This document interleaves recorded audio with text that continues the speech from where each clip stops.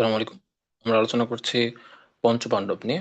মূলত পঞ্চপাণ্ডব হলো সেই সাহিত্যিকরা যারা রবীন্দ্র প্রভাবের বাইরে গিয়ে, রবীন্দ্রনাথের যে কবিতা চর্চা বা কবিতার ধরন সেটার বাইরে গিয়ে আধুনিকতম কবিতা সূচনা করেছিলেন, এবং যারা নিজেদের লিখনীতে, নিজেদের জীবনযাত্রায় আলাদা আলাদা হলেও সকলের মূল উদ্দেশ্য ছিল একটাই, যে বাংলা সাহিত্যে আধুনিকতম কবিতার ভিত মজবুত করা। রবীন্দ্র পরবর্তী যুগে রবীন্দ্রনাথের প্রভাব থেকে বেরিয়ে এসে নতুন ধারার কবিতা রচনা করা। এই ধারাতে আমরা পাঁচজনকে দেখি, এবং পাঁচজনের মধ্যে প্রত্যেকের জীবনধারা একজন থেকে আলোচনা আলাদা হওয়া সত্ত্বেও তাদের যেহেতু উদ্দেশ্য একই ছিল, তাই তাদেরকে একত্রে বলা হয় পঞ্চপাণ্ডব। এবং তাদের মধ্যে প্রথমে রয়েছেন জীবনানন্দ দাশ, তারপরে রয়েছেন বুদ্ধদেব বসু, রয়েছেন সুধীন্দ্রনাথ দত্ত, বিষ্ণু দে এবং অমিয় চক্রবর্তী। আমরা পাঁচজন নিয়ে বিস্তারিত আলোচনা করব। প্রথমে যিনি আসেন আমাদের সামনে, তিনি জীবনানন্দ দাশ। তার সবচেয়ে সুপরিচিত যে আহ, তার উপাধিটা রয়েছে সেটি হলো নির্জরতম কবি এবং শুদ্ধতম কবি। তিনি নির্জরতম কবি এবং শুদ্ধতম কবি। তিনি, তার পরিচিতির মধ্যে আরো রয়েছে তিনি আহ, তিনি রূপসী বাংলার কবি। মূলত তাকে নির্জতম কবি বলেছেন বুদ্ধদেব বসু। বুদ্ধদেব বসু, যিনি পঞ্চপাণ্ডবের আরেকজন, তিনি জীবনানন্দ দাশকে বলেছেন যে তিনি নির্জয়তম কবি।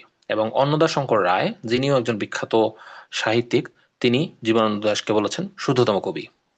এছাড়া তাকে রূপসী বাংলার কবি বলা হয়। এর বলার কারণ হলো বাংলার প্রকৃতি এবং অনুষঙ্গ নিখুঁতভাবে ফুটিয়ে তুলেছিলেন তিনি তার কবিতার মধ্যে।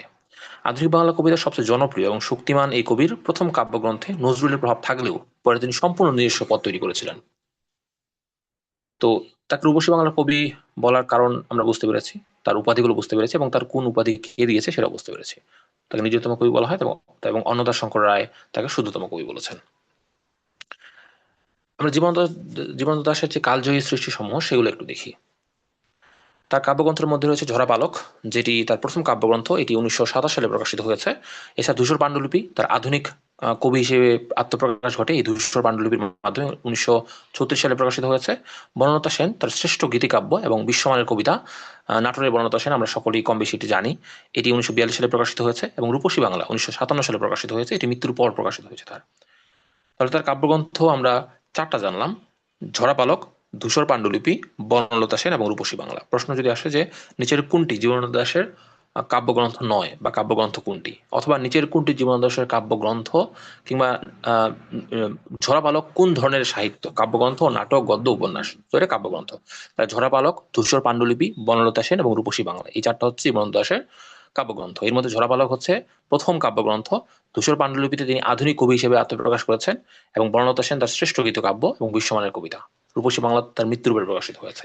তার গদ্য উপন্যাসের মধ্যে তার উপন্যাস হচ্ছে মাল্যবান এবং সুতীর্থ। মৃত্যুর পর আলমারি থেকে উদ্ধারকৃত পাণ্ডুলিপি থেকে পাওয়া গেছে। যেহেতু তিনি খুব কম বয়সে মারা গিয়েছেন, সুতরাং তিনি সবকিছু প্রকাশ করতে পারেননি। তার মৃত্যুর পরে তার আলমারি থেকে পাওয়া যায় এই মাল্যবান এবং সুতীর্থ, এই দুইটা উপন্যাস। এবং তার প্রবন্ধ হচ্ছে কবিতার কথা। তাহলে জীবনানন্দ দাশ খুব কম বয়সে মারা গিয়েছিলেন, এবং এই সময়ের মধ্যে তিনি কাব্যগ্রন্থ লিখেছেন চারটা বিখ্যাত বিখ্যাত: ঝরাপালক 1927, ধূসর পাণ্ডুলিপি 1936, বনলতা সেন 1942 এবং রূপসী বাংলা 1957 সাল। তার উপন্যাস দুটি, মাল্যবান এবং সুতীর্থ, এবং প্রবন্ধ একটাই, কবিতার কথা। তার আবার আসিব ফিরে ধান সিঁড়ি তীরে, এই বাংলা সবচেয়ে বিখ্যাত তার উক্তি, বা সবচেয়ে বিখ্যাত কবিতার লাইন। আমরা আসি বুদ্ধদেব বসুতে, যাকে আধুনিকতা আন্দোলনের পুরোধা বলা হয়। আধুনিকতা আন্দোলনের পুরোধা বলা হয় এই বুদ্ধদেব বসুকে। তার নামের মধ্যে বুদ্ধ, দেব অর্থাৎ একটু কাম একটা ভাব রয়েছে।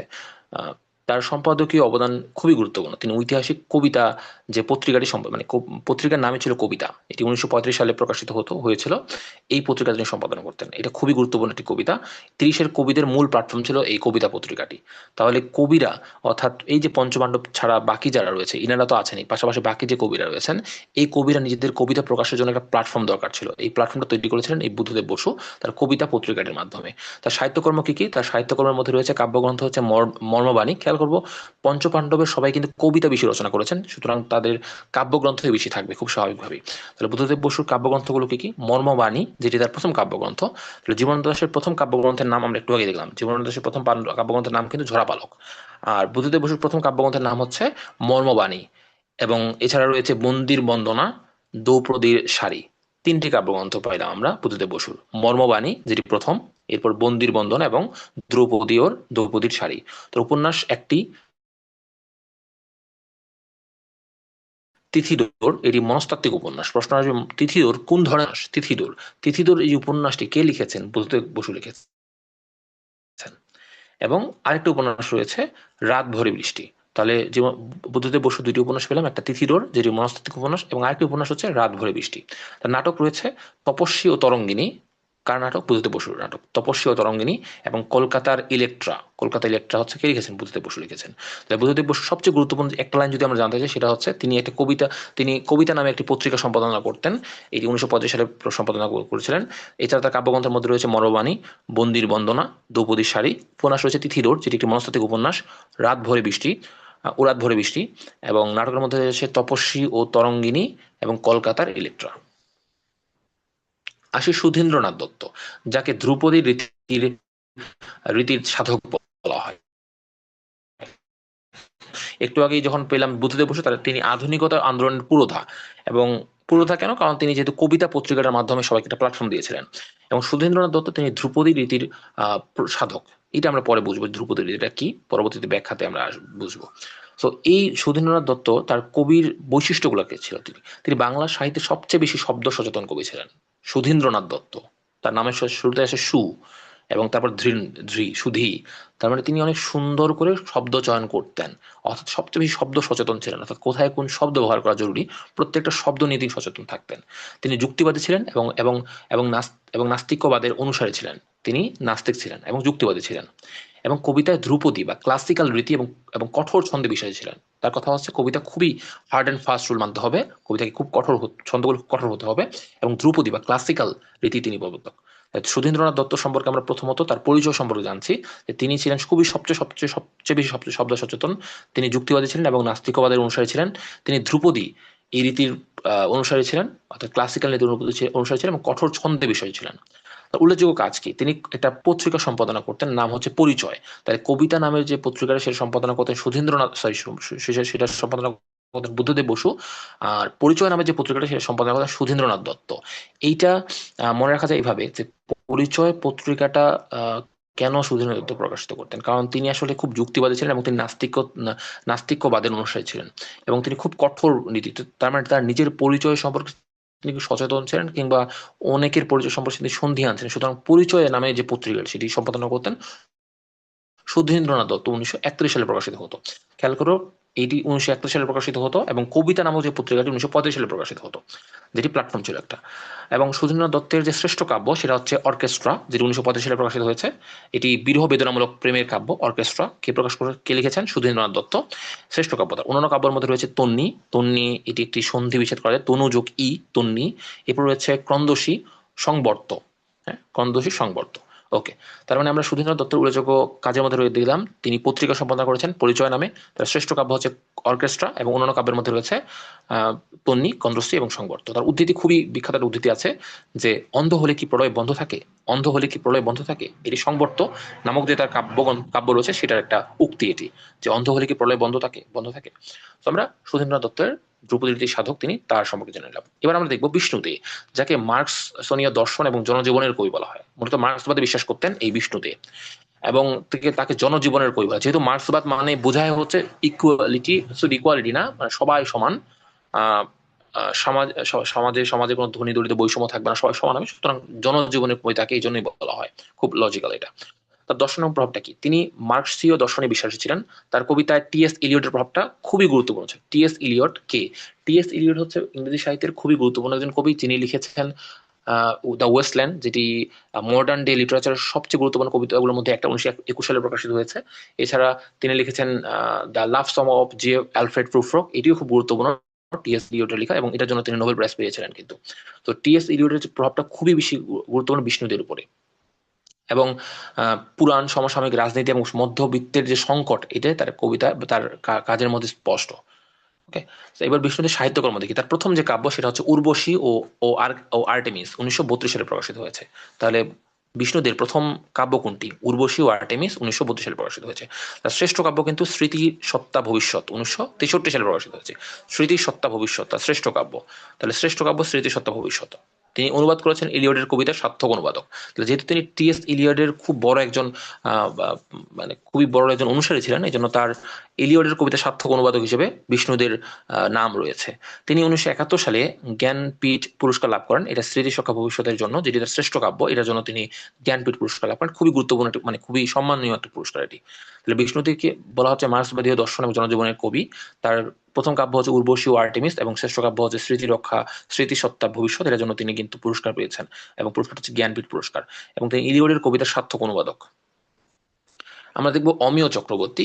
অমিয় চক্রবর্তী হচ্ছে পঞ্চপাণ্ডবের সর্বশেষ তিনি অমিয় চক্রবর্তী। তিনি বিশ্ব ভ্রমণ এবং আধ্যাত্মিকতাতে খুবই বিশ্বাস করতেন। মানে তার কথা হচ্ছে পুরো বিশ্ব ঘুরতে হবে এবং এবং তিনি আধ্যাত্মিকতাতে খুব বিশ্বাস। তার ব্যক্তিত্বটা কেমন ছিল? মূলত রবীন্দ্র পরবর্তী আধুনিক কবিদের মধ্যে সবচেয়ে শান্ত এবং মার্জিত ছিলেন এই অমিয় চক্রবর্তী। এখানে একটা জিনিস বলে রাখা ভালো যে তিনি কিন্তু দীর্ঘকাল রবীন্দ্রনাথের সাহিত্য সচিব ছিলেন। এটা খুব আনইউজুয়াল, খুব আনলাইকলি এটা, যে তিনি যেহেতু রবীন্দ্রনাথের সাথে একদম ডিরেক্টলি কাজ করেছেন, সাহিত্য সচিব ছিলেন, এরপরেও তিনি রবীন্দ্রনাথের প্রভাবের বাইরে গিয়ে সাহিত্য রচনা করেন। এটা খুবই আনইউজুয়াল, এমন হওয়ার কথা না, বাট তার ক্ষেত্রে হয়েছে। তার কবিতা ছন্দ এবং গঠন শৈলী গদ্যের কাছাকাছি, মানে তার কবিতাগুলো এমন যে পড়লে মনে হয় যে গদ্য পড়ছি আমরা, কিছুটা এরকম। সো গদ্যের কাছাকাছি, এই জন্য তিনি সবচেয়ে শান্ত ছিলেন, তিনি সবচেয়ে মার্জিত ছিলেন তিনি। তার সাহিত্যকর্মগুলো কি কি? তার প্রথম কাব্য হচ্ছে খাসরা খসড়া না খাসরা, এর প্রথম কাব্যগ্রন্থ 1938 সালে প্রকাশিত হয়েছে। তার পুরস্কারপ্রাপ্ত গ্রন্থ রয়েছে একটা, সেটা হচ্ছে ঘরে ফেরার দিন। অর্থাৎ এই জিনিসটা আমরা মনে রাখতে পারি ভাবে যেহেতু তিনি রবীন্দ্রনাথের সাহিত্য সচিব ছিলেন, যেহেতু তার সেই দায়িত্ব শেষ হয়ে গিয়েছে, এখন তার ঘরে ফেরার দিন এসেছে, এখন এই সময় তিনি পঞ্চপাণ্ডবে যুক্ত হলেন। এই জন্য তার ঘরে ফেরার দিন হচ্ছে অমিয় চক্রবর্তী লেখা, 1961 সালে প্রকাশিত হয়েছে এটি। অন্যান্য তার সাহিত্যকর্মের মধ্যে রয়েছে এক মুঠো, মাটির দেয়াল, তারপর পারাপার বার, এইগুলো। তার পুরস্কার হচ্ছে ইউনেস্কো এবং সাহিত্য একাডেমি পুরস্কার। তিনি ইউনেস্কো পুরস্কার পেয়েছেন, সাহিত্য একাডেমি পুরস্কার পেয়েছেন। ইউনেস্কো পুরস্কার এবং সাহিত্য একাডেমি পুরস্কার দুটো একসাথে পেয়েছেন, এরকম মানুষের সংখ্যা কিন্তু খুব কম। ইউনেস্কো পুরস্কার এবং সাহিত্য একাডেমি পুরস্কার দুটি অমিয় চক্রবর্তী পেয়েছেন। আসি আধুনিক কবিতার যে মুখপাত্র, দুইটি কবিতা মুখপাত্র, এক কবিতা আর দুই পরিচয়। কবিতা পত্রিকাটি সম্পাদনা করতেন বুদ্ধদেব বসু 1935 সালে, আর এটি 30-এর কবিদের প্রধান প্ল্যাটফর্ম ছিল এটি, অর্থাৎ পঞ্চপাণ্ডব সহ বাকি যারা কবিরা ছিলেন 30-এর দশকের কবিরা, প্রত্যেকের কবিতার রচনার প্রধান প্ল্যাটফর্ম ছিল কবিতা পত্রিকাটি। এবং পরিচয় পত্রিকাটি এটি সুধীন্দ্রনাথ দত্ত 1931 সালে প্রকাশিত, এটি কবিতা প্রকাশিত করছে, এই পত্রিকাটি প্রকাশনা শুরু করেন। এবং এটি মননশীলতা এবং ধ্রুপদী চর্চা কেন্দ্র ছিল, যেহেতু তিনি আসলে একজন যুক্তিবাদী এবং হচ্ছে নাস্তিকতাবাদের বিশ্বাসী ছিলেন। তো তার ওই মননশীলতা এবং ধ্রুপদী, এবং তিনি ধ্রুপদীর ধারার একটা প্রবর্তকের রোল প্লে করেছিলেন, বা হচ্ছে ক্লাসিক্যাল লিটারেচারের যে ধারা সেটি শুরু করেছিলেন। সুতরাং এইখানে আসলে তার এই পত্রিকা সম্পাদনার মাধ্যমে তিনি এই জিনিসটাকে বেশি প্ল্যাটফর্ম দেওয়ার চেষ্টা করছিলেন। সাহিত্য স্বীকৃতি পুরস্কারের ক্ষেত্রে 5 জনের মধ্যে 3 জন বড় বড় পুরস্কার পেয়েছেন। বিষ্ণু দে, তিনি জ্ঞানপীঠ পুরস্কার পেয়েছেন 1971 সালে। তিনি যে কারণে পুরস্কারটা পেয়েছেন সেটা হচ্ছে স্মৃতি সত্তা ভবিষ্যৎ, এইটার বিষ্ণুদের শ্রেষ্ঠ রচনা এটাই ছিল। বুদ্ধদেব বসু, তিনি সাহিত্য একাডেমি পুরস্কার পেয়েছিলেন। এবং তপস্বী এবং তরঙ্গিনী এই সাহিত্যকর্মের জন্য। অমিয় চক্রবর্তী, তিনি ইউনেস্কো ও সাহিত্য একাডেমি পুরস্কার পেয়েছিলেন এবং ঘরে ফেরার দিনে এই কাব্যগ্রন্থের জন্য। তাহলে আমরা দুইটা অমর পঙ্কতি আমরা জানি, একটা হচ্ছে আবার আসি অফির ধানসিঁড়ি তীরে জীবনানন্দ দাশের, আরেকটি হচ্ছে সুধীন্দ্রনাথ দত্তের অন্ধ হলে কি প্রলয় বন্ধ থাকে। সুধীন্দ্রনাথ দত্ত এটি বলেছেন। এবং সুধীন্দ্রনাথ দত্ত কিন্তু শুধু লিখেননি, তিনি কবিতা নামক পত্রিকাটি রচনা করেছেন, পত্রিকাটি সম্পাদনা করতেন, যেটি মূলত প্ল্যাটফর্ম ছিল। আমরা এখন হচ্ছে পঞ্চপাণ্ডবটা একটু দেখে নিই। সো জীবনানন্দ দাশকে বলা হয় রূপসী বাংলার কবি। তার সবচেয়ে বিখ্যাত যেই লেখাটা সেটা হচ্ছে বনলতা সেন। বুদ্ধদেব বসুর আধুনিকতার ধারক। তার সম্পর্কে একটা জিনিস যদি জানতে চাই, সেটা হচ্ছে তার পত্রিকার নাম হচ্ছে কবিতা, এবং তার লেখা হচ্ছে তিথিডোর।